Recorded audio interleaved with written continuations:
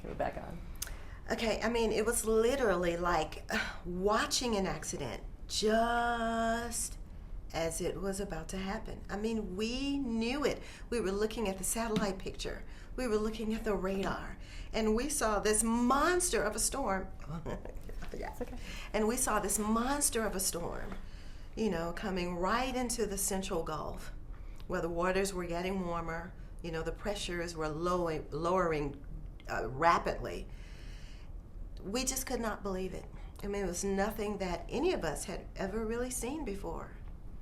But did you know too that the levees wouldn't hold and that kind of? Could you see the power that it was? See, and that's the thing about it, is that we knew that this was a very powerful hurricane. It was the strongest hurricane that we had ever seen like that in this century, and coming to New Orleans as well. Okay, that was one thing. But so we knew that the hurricane itself would be devastating with its winds and all of the tropical moisture and the storm surge and everything. But we couldn't foresee that the levees would break as well. And that, of course, was just the most devastating part of it all. And from your vantage point sitting there, how were you able to communicate what was going on with your audience? Well, we were just constantly trying to say, look, folks, we've never seen anything like this before, to try to raise the awareness or heighten the awareness of the severity of what was about to happen. Trying to, get them to understand the magnitude of this hurricane, and so we just constantly kept saying, this is nothing like we've ever seen before. This could be catastrophic. This is a very deep area of low pressure with all of its tropical moisture. It's coming into an area that just really cannot handle this type of hurricane. I mean, no coastal city could handle a hurricane like Katrina, let alone New Orleans being under sea level. So we just knew that it was going to be very, very, very devastating, but we couldn't even see on top of that the levees breaking. Do you think people believed you? Unfortunately, I believe that they started to believe much more after Katrina. You know what I mean? I mean, because before that, we'd had nothing that devastating,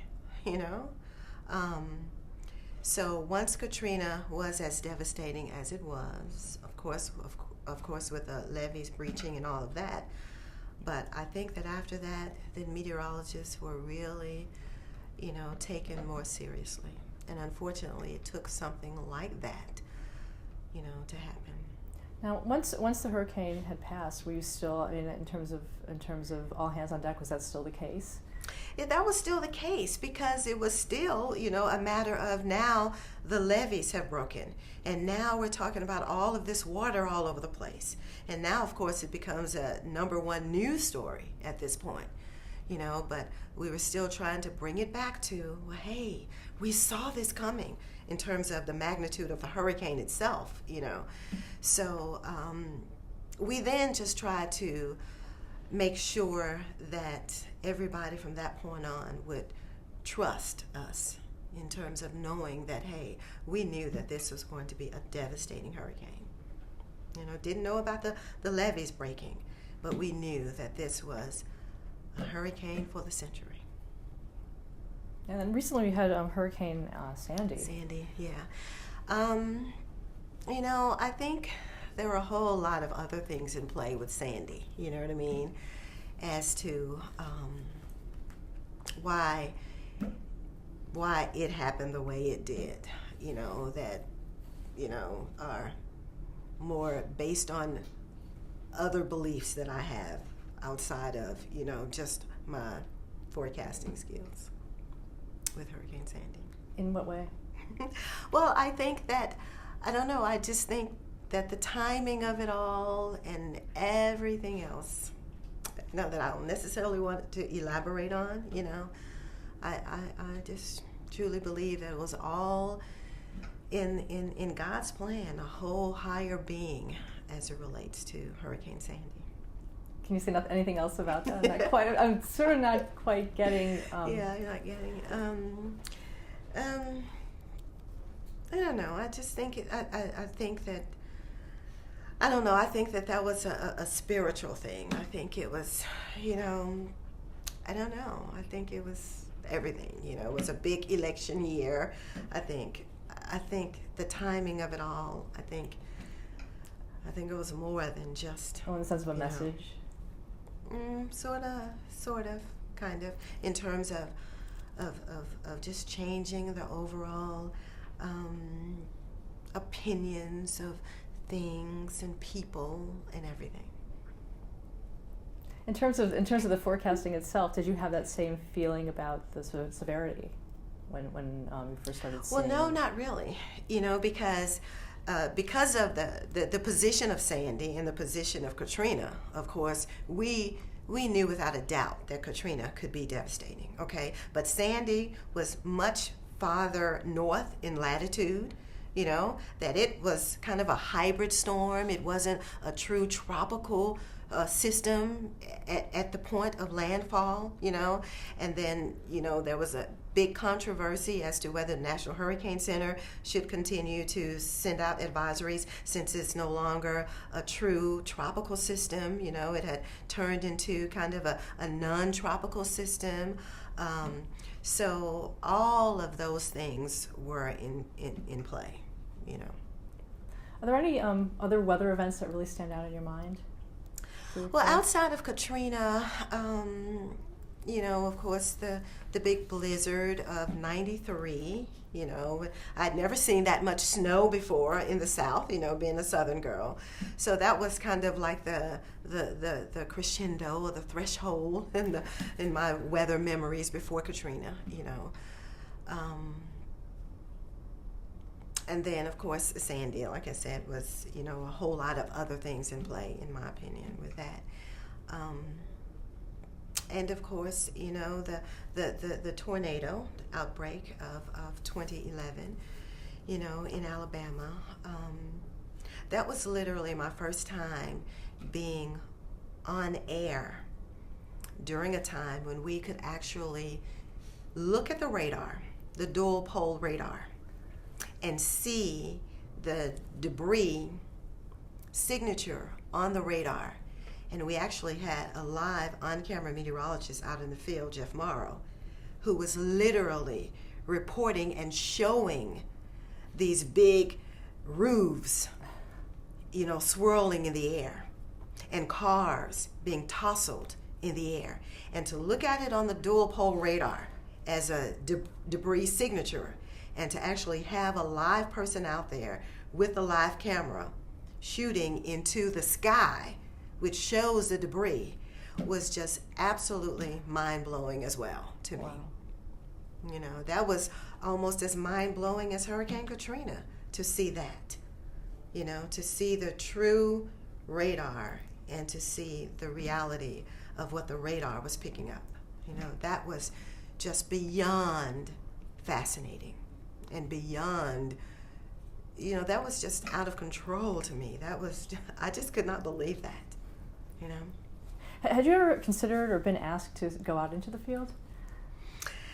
No, actually not. I think I'm known around here as being the good weather girl, because I really do enjoy talking about nice weather more than talking about hurricanes and tornadoes.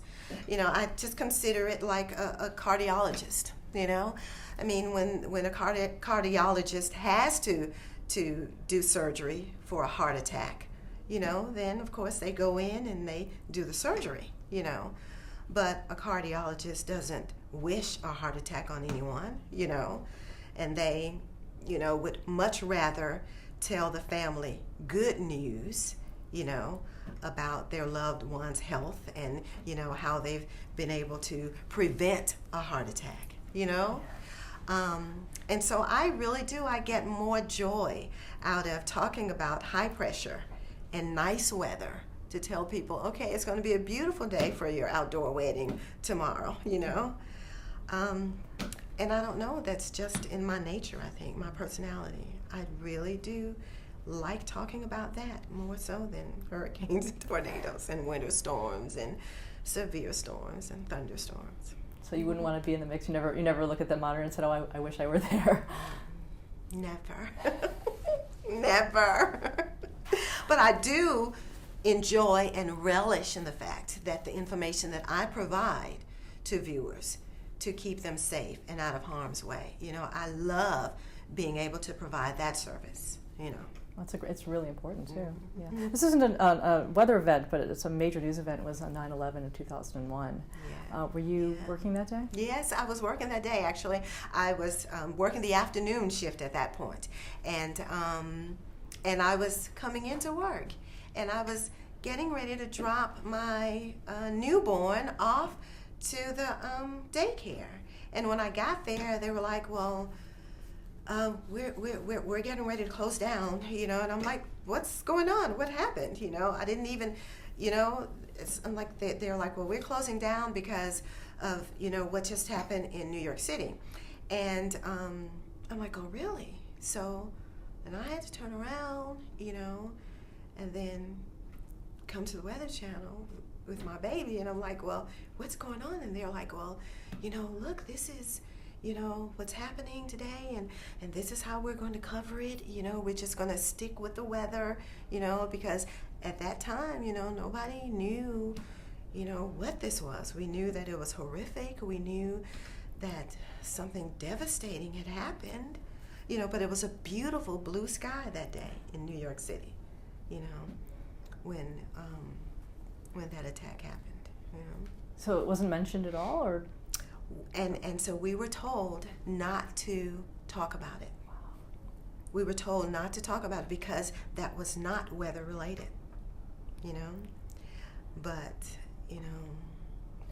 But of course, that's all we were thinking about, and that's all we were, glued to during commercial breaks, was glued to MSNBC and, all the other, news stations who were just talking about, the planes, How were you able to maintain that composure on camera, knowing that you couldn't? I think it was because it was the same day, and I didn't have as much information. You know what I mean? I was getting bits and pieces while I was on camera. You know what I mean? So I didn't know. This was even before the whole buildings collapsed and that kind of thing. While I was on camera, so I'm still just talking about the weather and talking about, the weather being nice over the whole Northeast, and I think that same day it was storms in the middle of the country, and we were just focusing on the storms. But yeah, it was very ironic. It was something, But I kind of, chalked it up to, even like if something personal is going on in your life, you still have to get out there and talk about the weather, So it was a little difficult, but, I just try to stay focused on the weather. Is that still the case with breaking news like that, even to this day? Well, every time we do breaking news now, it's basically breaking weather news. If it's not a story that's weather related, we don't bring it in as breaking weather news. You know what I mean? Mm-hmm. So I don't know if something like that happened today, if we would really, really focus on it a whole lot, if it wasn't weather related. But I always kind of thought too that anything that happens outside is weather related. We could tie anything into the weather if it happens outside, but we couldn't just make a whole story out of it and say, because we knew all the other channels were doing that, and we know that we're the best at telling the weather, We can't compete with the news stories unless it's a weather news story, and no one can beat us in that. Wow, so it's a very strict mission in that sense. Yeah. Talk a bit about Day Planner, the show that you've done. Mm-hmm. Well, Day Planner, because it's in the heart of the early afternoon, our main focus is to, of course, cover if any breaking weather happens, to be on top of that. but it's also kind of the time of day where you just prepare people for the potential for severe weather that may happen later in the afternoon, because just based on the sheer nature of the physics of the atmosphere, a lot of times severe weather breaks out later in the afternoon. And so it's our goal to basically give people a heads up that this is the area that we're watching today. This is the red zone in central Oklahoma where we think that the storms will break out. So we want you to continue to keep it tuned to the Weather Channel for the latest throughout the evening, and throughout the latter afternoon hours. So we get the opportunity to kind of talk about the nice weather sometimes, and to kind of describe why we think the weather is going to be severe. We have more time to talk about the ingredients in the atmosphere that's coming together to create the severe weather, because the severe weather isn't necessarily happening right then. So that gives us the opportunity to kind of educate the public on weather. Mm-hmm. Who do you think most of your viewers are? The day planner? I think most of our viewers are people that tune in while they're at work. Even if they're stay-at-home moms or stay-at-home dads, who want to know what the weather's going to be later that evening. People who don't necessarily want to, tune in later in the day because they have bigger plans. I mean, later in the day, you got dinner to fix, you have, children to do homework with and to prepare for the next morning. So I think sometimes they'll tune in earlier in the afternoon just to get the forecast for the next day or get the forecast for later on that evening. Yeah. And talk a bit about your co-host, Nick Walker, working with him. He is such a wonderful guy. He is so very helpful. I know I can depend on him. If I pick up the wrong clicker, he's always there to give me, the right clicker. If I accidentally load the wrong show, I can always depend on him to load the right show for me, or to start my show. And him, I hope he would feel the same about me. But I know I can depend on him.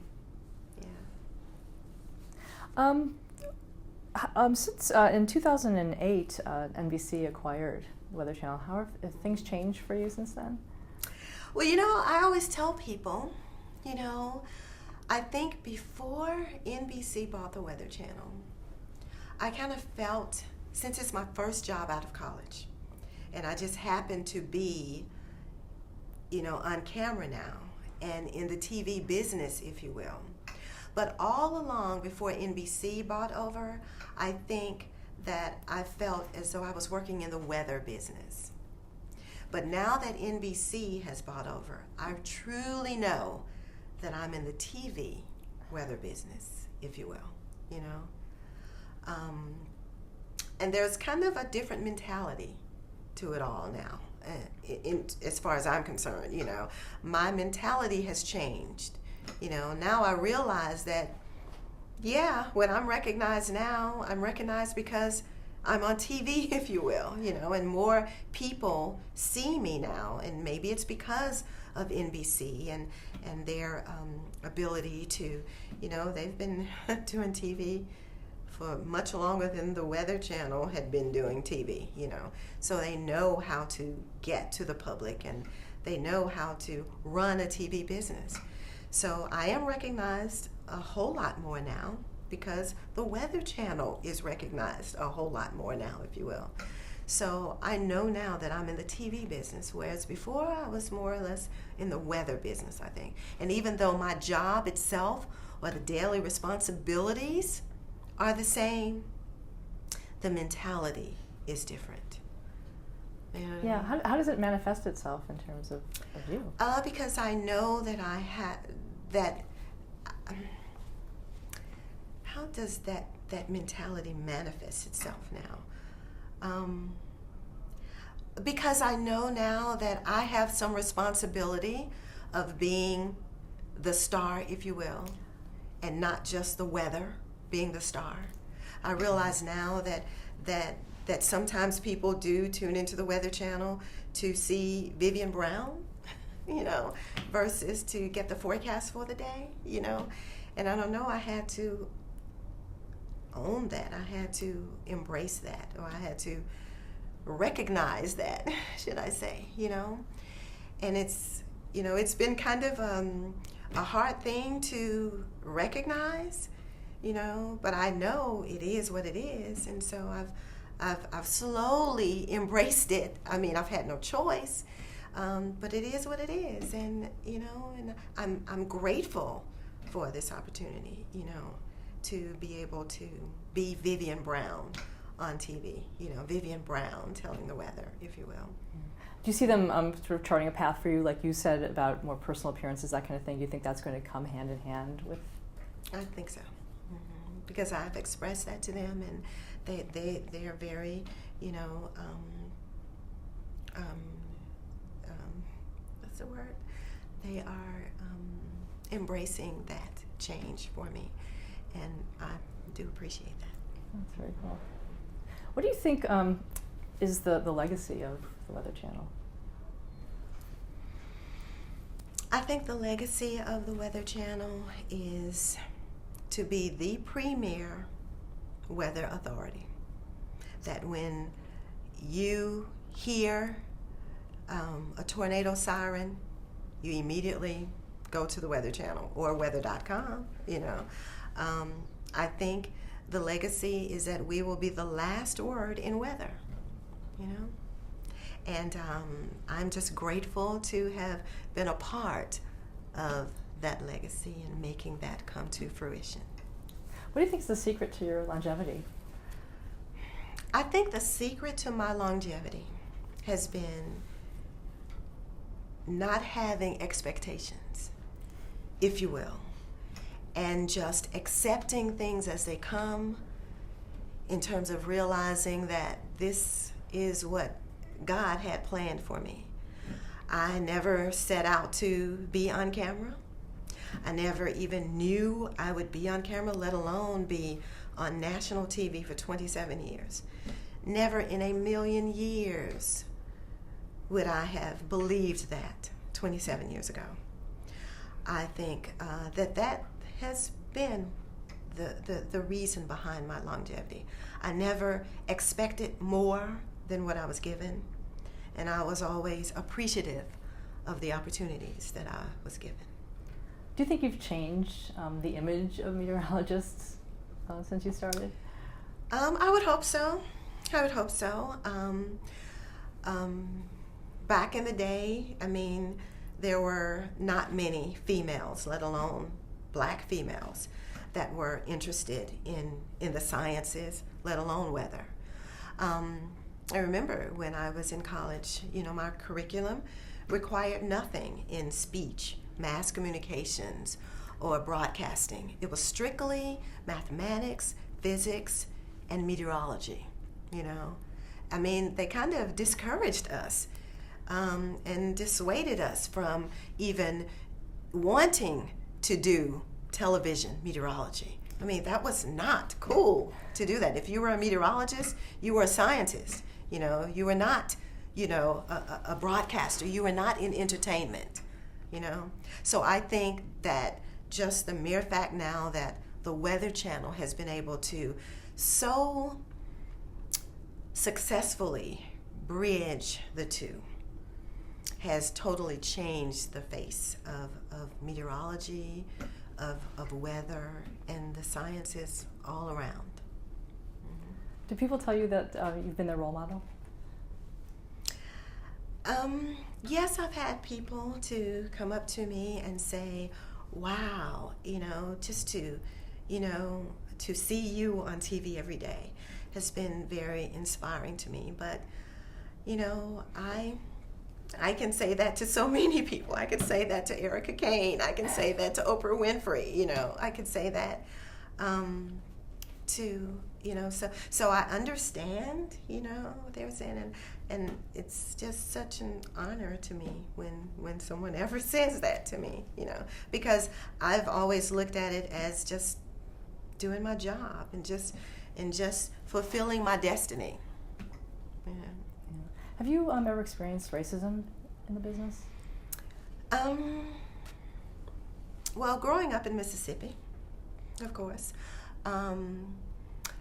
my mother was, she was heavily into the civil rights movement during that time.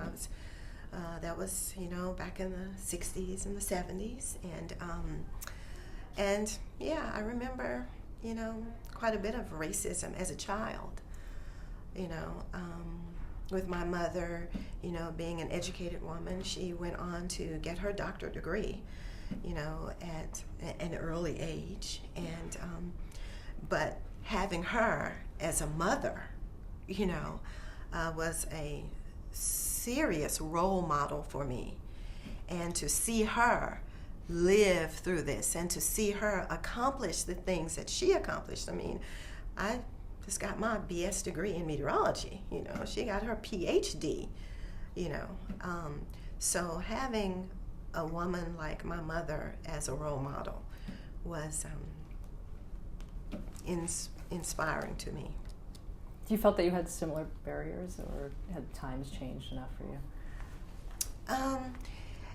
Let's put it like this. I think that having her as a mother helped to mold my mentality as it relates to knowing my own strength and knowing my own opportunities and obligations to myself and to this world as it relates to doing what I was here to do, and not seeing things as roadblocks, but seeing things as just hurdles to jump over and then moving on to the next hurdle. And I just think that having a mother like her helped to form the way I think and the perceptions that I have of certain things. I think that, racism is definitely not just a perception, but I think that in all things in life, it can be the way you perceive things. You know what I mean? Yeah. Yeah. What about being a woman in the business? Because there were very few meteorologists until very recently that were women. Mm-hmm. Well, I tell you, I just do not know. Let's put it like this. Okay. Well, being an athlete, okay, growing up being an athlete and being in this business were two totally different things. Because coming from an athletic background, I learned that the best person on the field was the person that won the game, okay? The more points you put on the board, you were the winner. You were the best on that day at that particular time. Maybe not the best athlete ever, but you were the best out of everybody else that you were competing against. And there was no disputing about it, okay? If you crossed the finish line first, then you were the fastest and you won the blue ribbon, hands down. But in this business, it's more subjective, okay? Athletics is very, it's just very matter of fact. But in the TV business, it's more more subjective, it's a person's opinion as to whether you're the best or not. And that, I think, was the biggest hurdle for me to accept. And, some people may look at that as being discriminatory, which I think it is, but it's just, going into a whole different animal, because now you're being judged on just a person's opinion. Whereas at first I was being judged on whether I crossed the finish line first or not, And if I didn't, I automatically knew I was not the best, okay? So, that was easy to take. But then when you're judged on someone else's opinions, whose opinion, of course, is based on their background, is based on their perceptions, is based on their mentality, it's based on their upbringing, then it's a whole different ballgame, So that was the difference in terms of being judged on someone else's opinion versus being judged on the fact of the matter. You know what I'm saying? Kind of. Did I explain that well? What do you think? What do you want your audience to know most about the weather, about what you do? Most about the weather, or most about what I do? Well, it's going to be actually both. But. Well, I think the thing about the weather is that everybody knows that we don't control the weather. Everybody knows that we can't make the weather. But I think that everybody knows, but what I want everybody to know about me and my job is that I prefer talking about the nice weather. And if I could control the weather, I would make it rain sometimes. And I would make the sun shine sometimes. But I don't think I would ever make weather as destructive as Katrina or Sandy, or the horrible tornadoes that we have. If I could, I would, But I think most people know that. Most people know that, we can't make the weather. But that's why I try to do the best job that I can to protect people from Mother Nature's wrath. Do you get asked a lot about climate change? Not that often, but I do believe in global warming on some level, I mean, I think it's just black and white. I mean, the earth is getting warmer, there's no disputing about that. And I truly think that just the mere fact that the surface of the earth is getting warmer, then that makes the air near the surface get warmer, and then the mid-levels of the air get warmer, and that in itself is what creates weather. In terms of your work here, are you do you talk about that on the air? Is that something that's brought up? No, I mean, we're not, we're not privy to, give our opinions and views of global warming. I mean, because we're to stay neutral, because we are the Weather Channel and not the Climate Channel. But I know that weather is climate and climate is weather, But they want us to just kind of stay away from, saying, oh yes, there is global warming, But we all have our own opinions of it, Do you think that'll change? I think eventually it will have to change, because I think eventually everybody will know, everybody will know sooner or later. Where do you see the future of television? Well, I hope the future of television is that at least 20 years from now, that it's still as viable as it is right now. But I do know that, with the internet and social media, that, television is not as important as it used to be, and I embrace that change. I just hope that TV can somehow make that transition into, being as viable of a part of daily life as social media is, somehow, some way, kind of, make that transition as well. But it's going to take, really kind of changing the model of television. I think to be more accessible, on the go, the way the internet is. I think that in order for television to stay competitive, it's going to have to pretty much come up with a way where it could be reasonable as far as economics are concerned, in terms of doing live streaming, via the internet, but really live TV. But it's, economically, feasible to do that on the internet, you know, live streaming. You know. I think that's where TV has to go in order to stay competitive. Because we're too busy these days, you know, always on the go. What do you think the power of television is?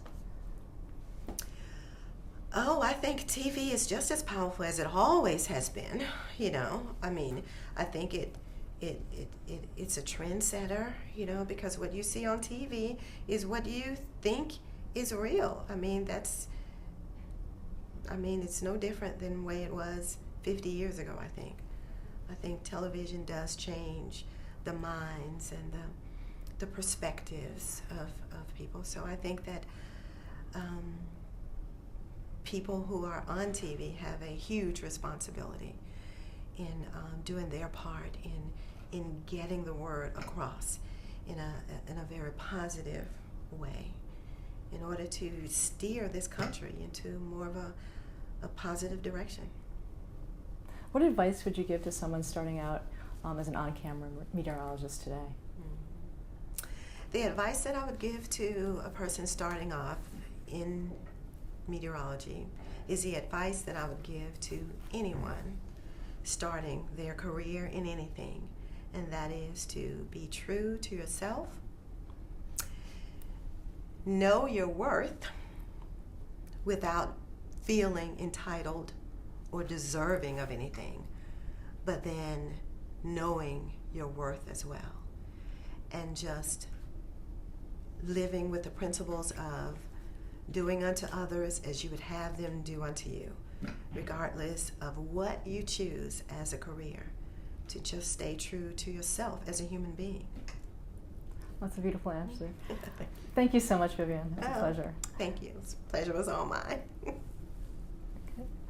That was great. Was it was it too painful?